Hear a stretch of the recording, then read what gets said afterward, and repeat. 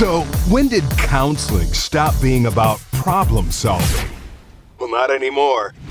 Introducing solution-focused counseling with the unlicensed counselor. And now, here's your host, Steve Moak. Well, good afternoon. It is another beautiful day here in sunny Scottsdale, Arizona. My name is Steve Moak. I am the unlicensed counselor. So grateful, as always, to be here. And I want to start out saying a couple thank yous to some folks, obviously to our sponsors, but to also our hosts here who do all the technology, our producers, our friends here at Star Worldwide Networks. Just an absolute class act organization that has helped really us launch this. If you get a chance, you can go and find our podcast on all the platforms. But really go to Star Worldwide Networks. You're going to see not only my show, but a lot of other shows as well. I want to say big thanks to Dave Pratt and team over there as well. And again, pay a couple bills. We want to thank our friends over at ShareTech. You know ShareTech by now.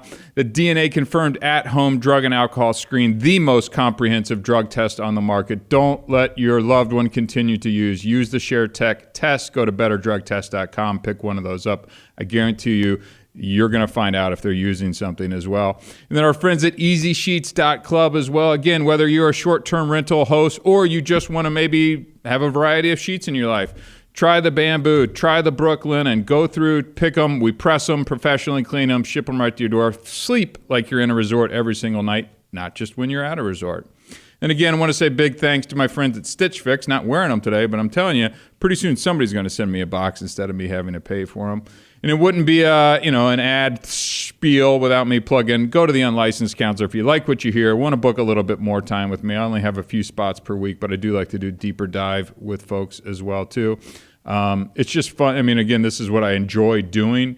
So if you really want to kind of get maybe an unconventional point of view from a counseling perspective, I'm happy to book some time with you and do a little bit deeper. Okay, so we've talked a lot about addiction on this show, since we started. It's near and dear to my heart. I'm passionate about it. We will continue to talk addiction. But again, this entire podcast was never intended to be solely about addiction. Now, we happen to land on April 20th, a.k.a. 420, a.k.a. the National Pot Smoking Holiday last Thursday. So, you couldn't go a show and not be talking about the weed and the weed culture and kind of the pervasiveness and how it went from reefer madness to now being the wonder drug, and it's really somewhere in between. But I do want to move away from addiction a skosh today and at least cover a couple other topics as well, too. I spent a lot of time on LinkedIn. My feed, my business has been in behavioral health, from working in the treatment centers to building businesses within the behavioral health world. And one of the words, there's two words that kind of, I don't know if they drive me crazy, but they are so overused kind of within the behavioral health space. And when a word gets overused, it loses the impact of it. And the first word that comes to mind when I talk about this is trauma. Right? So this may be unpopular opinion today, but not everything is trauma, and I want to open that up and discuss it a little bit and kind of share some of my thoughts on that as well too. And the other word that I get sick and tired of hearing is stigmatized or stigma as well too. We're going to save that for another show, but there's certain words, and I see my feed is just filled with behavioral health folks, whether it's clinicians, psychologists, doctors, NPs, you name it. These are folks that just, I can almost play post bingo and see how many sentences it takes for them to hit on the word trauma or stigmatized or something like that. And I'm almost batting 1,000 when you start discussing certain topics. But today, I really want to spend a little bit of time talking about trauma. So, look, there is significant trauma that happens to people and that they experience in their life that will never go away, right? I am not here to minimize that. I'm not here to put that down. It is extremely valid and should be discussed with a professional. But I am a big proponent of starting to move forward and not staying stuck with that trauma and not staying as kind of a victim in that as well too. But my bigger point today that I want to spend a little bit of time talking about is just that not everything is trauma. And if you go on social media and if you read articles by all the major news publications, you're going to feel like every single thing and every single person in this world has trauma. And when we overuse a word, it starts to mean less and less. And it really negates the people who have had sexual assault, criminal acts, against them, murder, violence. I mean, there are big, big things that really can impact your life. And I actually heard a definition, where was it? I'm going to go to my notes here, that I thought was interesting.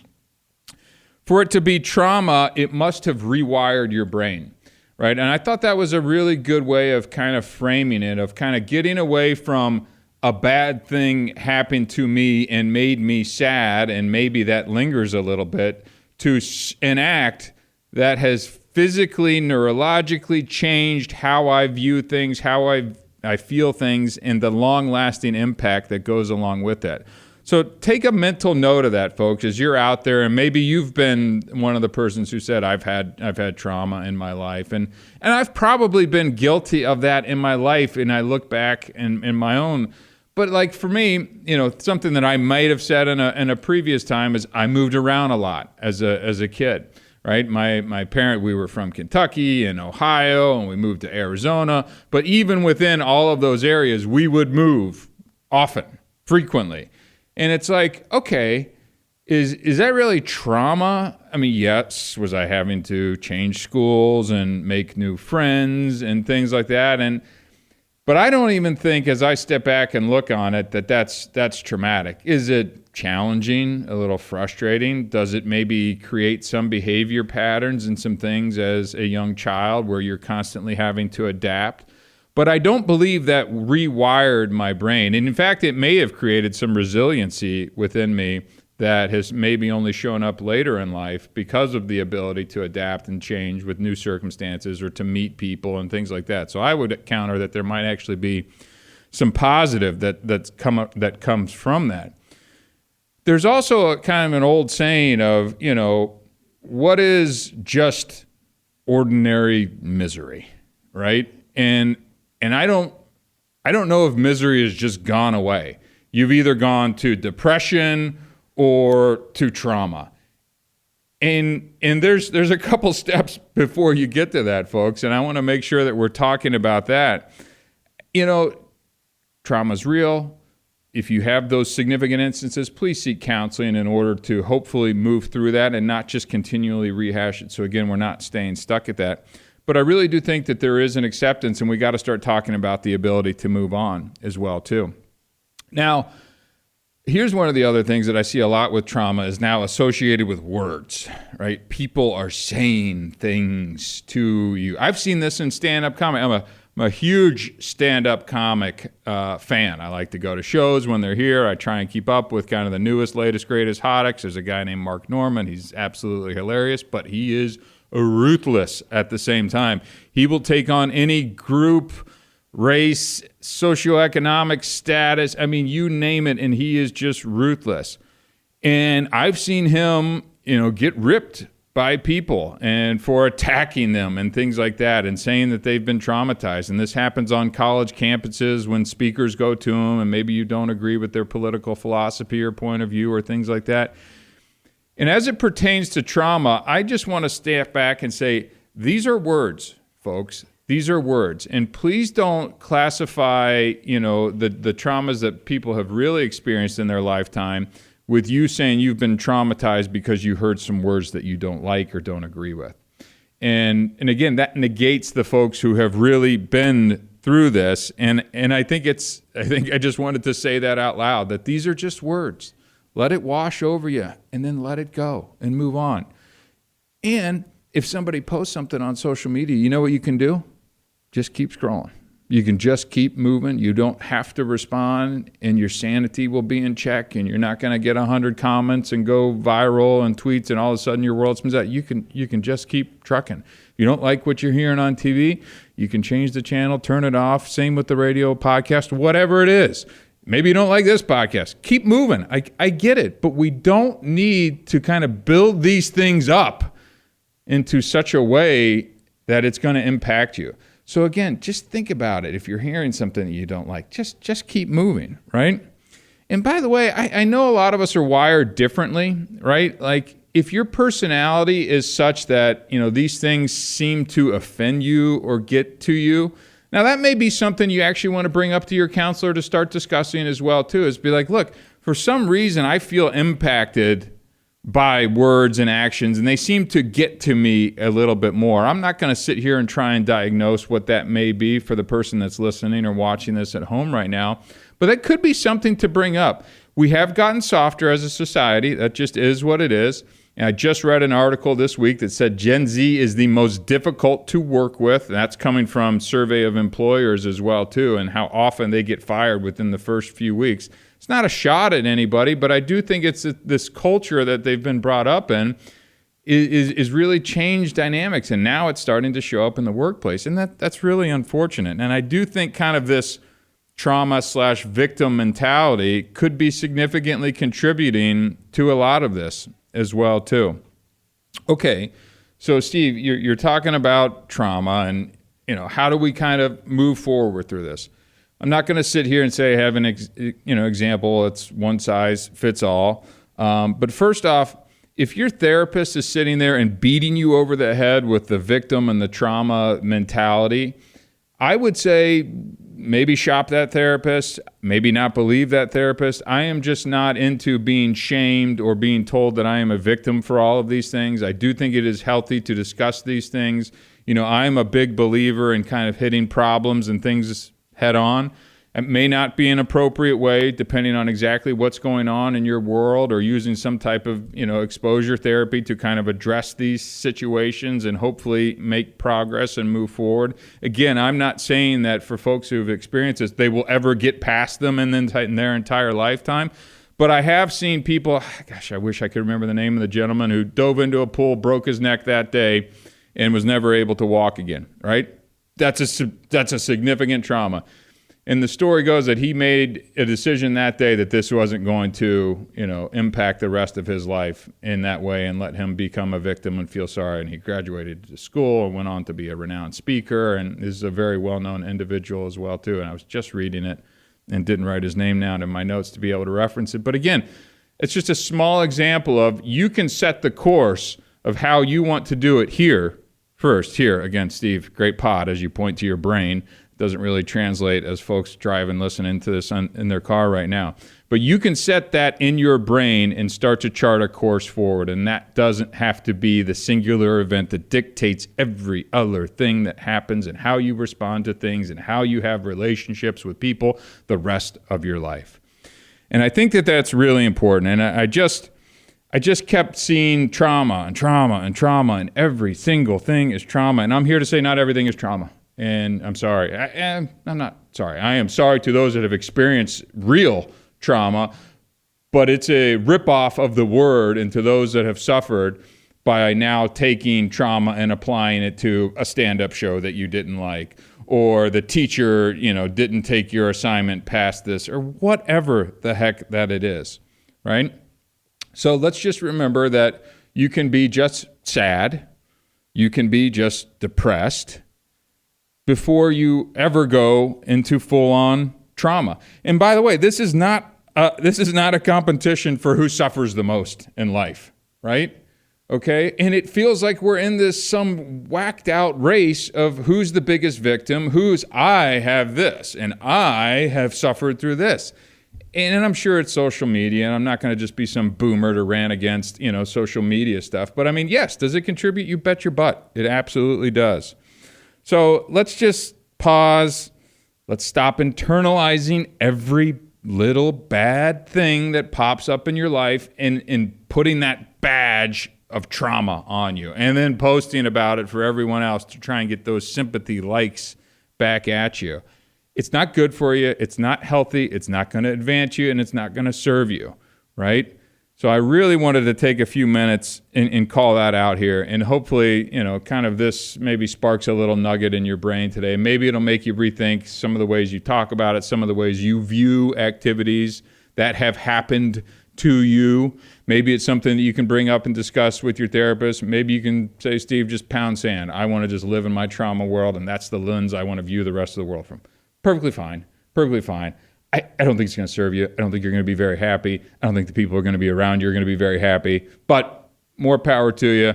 That is what I wanted to kind of kick the show off and talk a little bit about today. So Interesting stuff. I think it's interesting when I get, like I always say, if I get too fired up, I want to bring it up on the show. But that was kind of part one of a two-part front end to the show.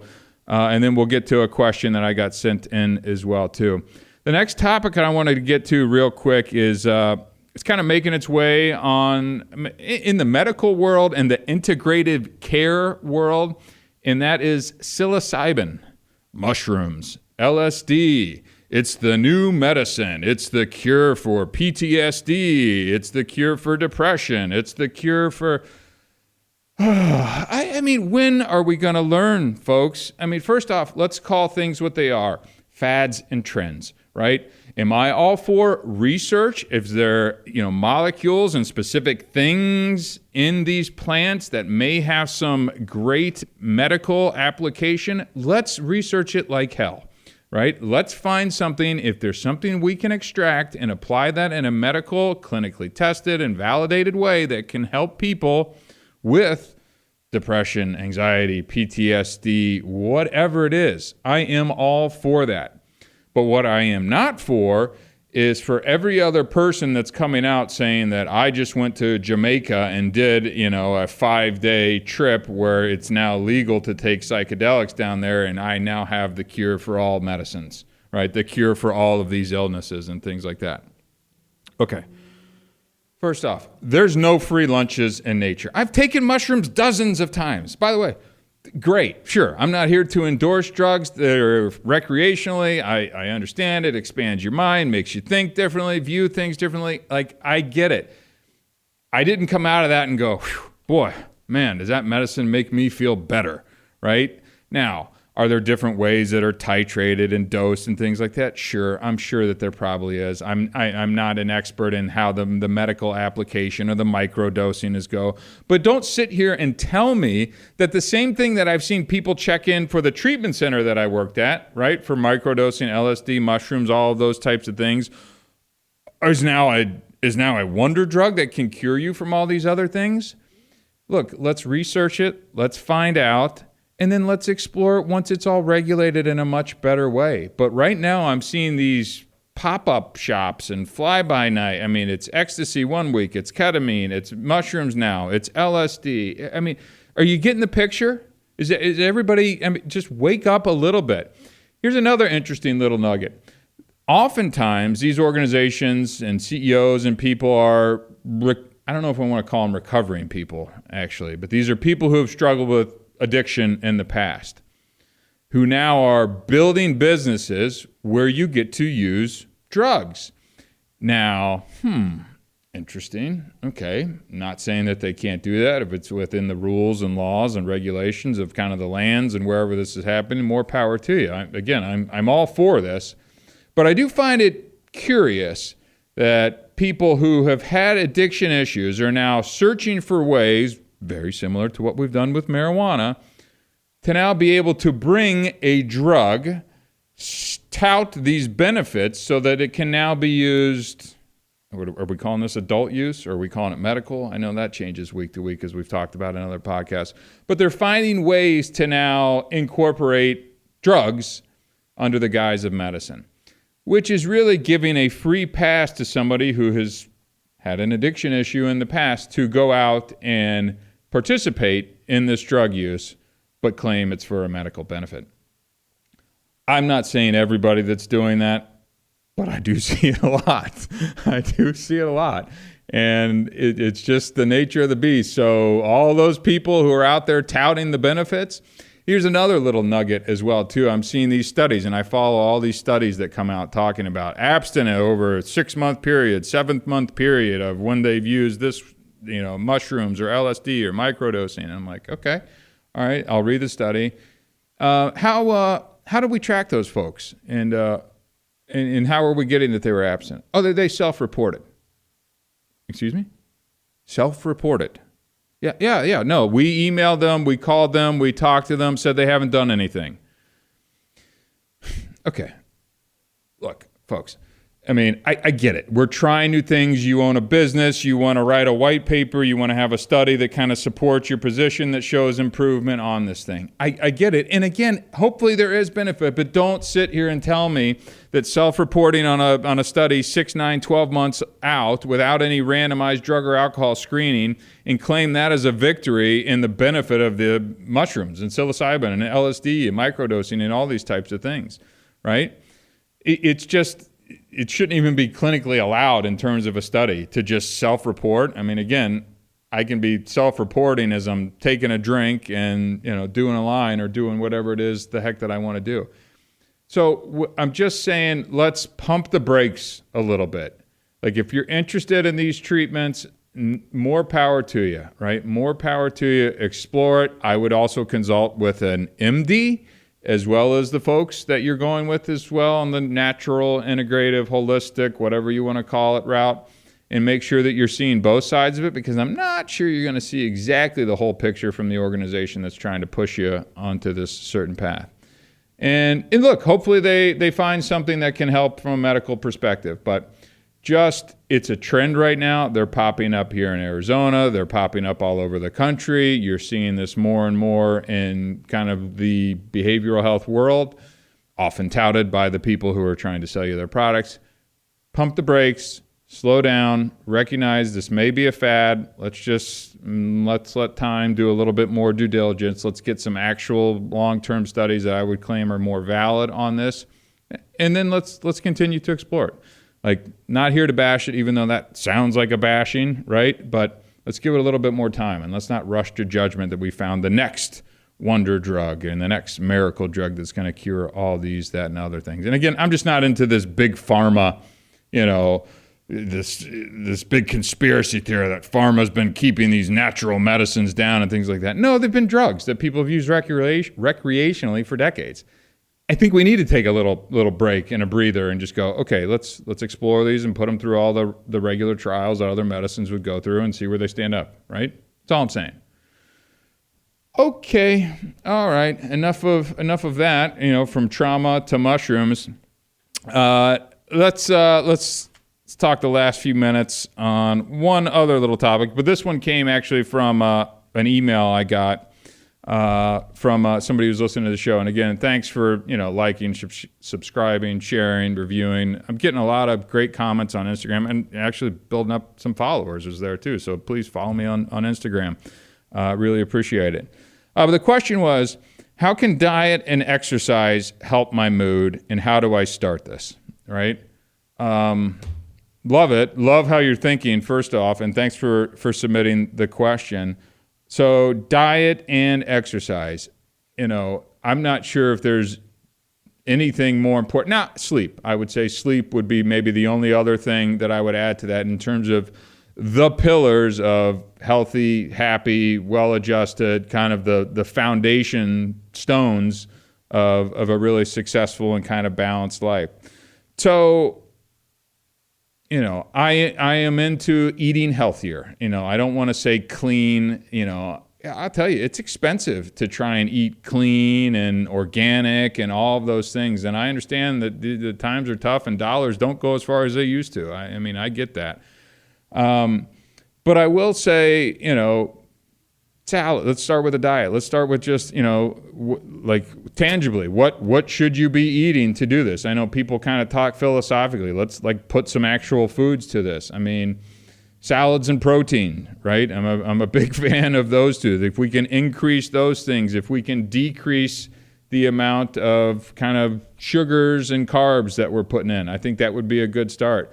For me, I enjoy protein bars, right? I enjoy light lunches, and I like salads with chicken, or I like just chicken breast and some veggies and things like that for dinners. If we're talking nuts and bolts of what it looks like. I like some scrambled eggs for breakfast and a little bit of cheese, right? People can go much more hardcore on this. I like a little protein shake as well, too. I've just found that when I'm increasing my protein intake, it actually kind of pushes my appetite down a little bit.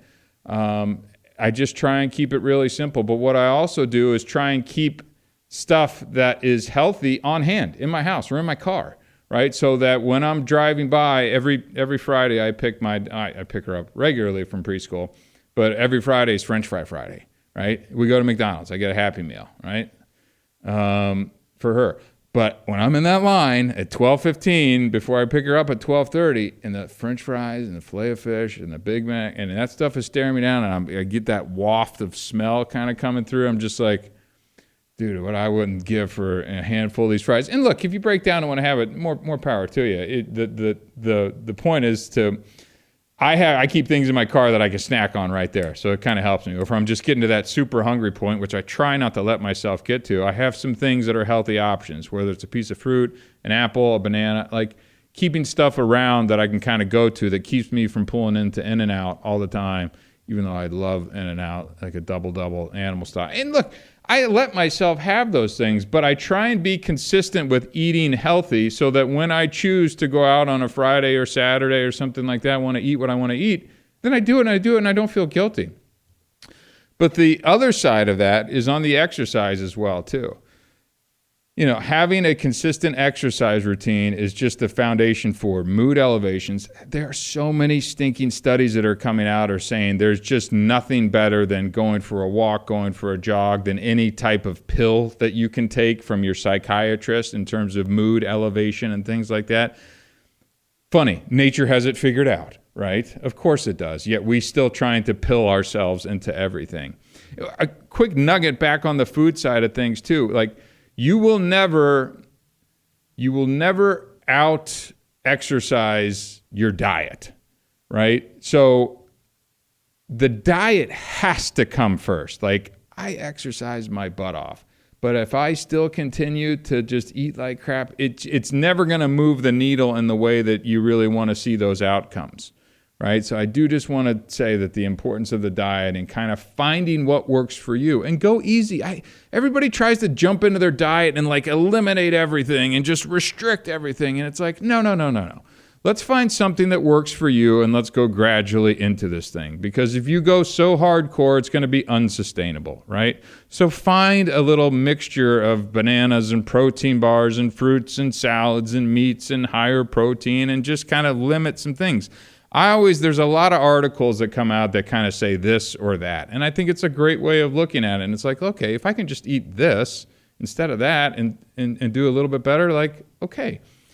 So just ease into the diet part naturally. And if you have any questions, I'm not a dietitian or anything, so take this with a grain of salt. But I really have seen it work successfully in my lives and with some of the other people that I've worked with as well, too. Okay. Last couple minutes, I want to hit on the exercise thing as well, too. First things, just like the diet, start slow, but start, right? Let's just go for a walk, right? Let's just put on some classical music. Better yet, put on the Unlicensed Counselor podcast, right? Go for a stroll. Let's go for a double whammy, right? Go get outside, start moving, go to the mall, do a little lap around there. Whatever it is that gets you moving, start with 30 minutes, right? Start with 30 minutes of your day. I love it when I see folks who are maybe have weight issues and things like that, and they're just out walking. I run the Green Belt out here in Scottsdale, Arizona, and I see tons of folks that, maybe they could use a little bit. You know what? Every time I run by one of them and they're out there doing the thing, I'm like, dude, that's awesome, right? Like, you're doing it. Like, you're out here trying to do something versus just sitting on the couch doing nothing. So first off is just start, and don't beat yourself up. Don't feel like you have to run. You don't even have to join the gym yet, right? Just get outside, start walking. I'm a big fan of the classical music or your favorite podcast, hopefully this one, and just get moving. If you need a little bit more of a kick in the butt, I do think, a trainer is a solid way to get started. Just from, I see a lot of folks in the gym that I go to, there's kind of that gym intimidation. I think that's like from one of those Planet Fitness commercials or something like that. I don't know, those purple gyms or whatever. Find somebody, maybe it's a friend, maybe it's not a trainer, maybe it's just somebody who goes to the gym on a regular basis, but get somebody to help you walk in the door. Just like I did the very first AA meeting I went to when I was 19 years old. I was intimidated. I didn't know what I wanted to do, how to do it, and I had my mom come with me, to that thing. Use the same type of thing. Let's just have somebody walk in the door with you. I'll even play little tricks on myself when I don't want to go to the gym and I don't want to lift or run or play basketball or whatever it is I'm going to do. I'm like, you know what? I'm just going to go steam today. Like, I'm just going to go steam. I'm going to get there. Maybe I'll even just get a smoothie and I'll just hang out and chit chat with whoever kind of comes by. But you know what happens every time that I get in the car, I get there and I walk in the door, the motivation kind of hits me when I'm there and I'm seeing the people sweating and they're coming out or they're doing yoga or whatever it is. And inevitably, even though I was tired and I didn't want to do that, but I got myself there. And when I got there, I always do something. Maybe it's not my best workout. Maybe it's not, the world's greatest workout. Maybe it's just walking the track or using the little machines and pushing a little weight around, but I did something. So if you need somebody to help get you there, I just really like to see people get through the front doors. And then you can get a trainer, have your friend try squash, try racquetball, try one of the 100 things that your gym offers. Jump on one of the little cycling classes. You're going to meet people. You're going to make new friends. You're going to get a little bit inspired. You might be frustrated at first. Also understand that results aren't going to happen after that first week or first month, right? They're going to take time, months. But, and this is probably the most important thing I can say, just be consistent with it on both the diet and the gym, right? So if you're doing those two things and you're consistent with it, all of a sudden, 90 days from now, you are going to see a difference. And you're going to go, oh, those pants are a little loose. And that shirt's a little baggy now, right? And all of a sudden, the belt notch, you're going in one, and you're going, wait a second. And then you're going to see some of the tangible benefits start to kick in. And that's where you're really going to start to get excited and hopefully even take it up to the next level as well, too. So, it's not rocket science. I don't think anything I just shared there is earth-shattering, but, hopefully a little bit of motivation to folks who are sitting out there that diet and exercise, and then I'll just throw sleep in there as well, too. You get those three things kind of in sync or find a happy medium place for you to get started in, your life, mood, relationships, attitude, they are going to go up and they will go up significantly. I'm not going to say you could be able to get rid of all your medications that your psychiatrist is prescribing to you, but boy, I'd put it on par with that, at least. I would absolutely put it on par with it. So, hey, we covered some trauma, we covered some mushrooms, we covered some diet and exercise. We ran the gamut today here on the Unlicensed Counselor. I hope you got a little bit of benefit and found some value out of the things that we talked about today. Like always, send me a message, go to the website, like, share, review, all that fun stuff. Really excited that we got to spend a little bit of time talking together. My name is Steve Moak. I am the Unlicensed Counselor. Until next time, have a good day.